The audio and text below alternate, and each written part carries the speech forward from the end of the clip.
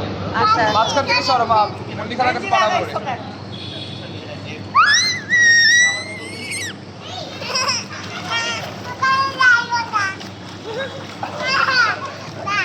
ওই পাশে ওই পাশে আবার যাই আশীর্বাদ আছে ধরে রাখো ধরে রাখো আচ্ছা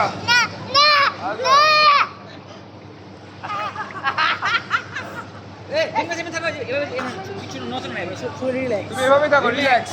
তুমি নড়বা না, বুঝছো? পড়ে গেলে কিন্তু বাবার সমস্যা হবে, বুঝছো? তুমি এভাবেই থাকো, ডোন্ট চেঞ্জ। একটু মাথা ঢুকছে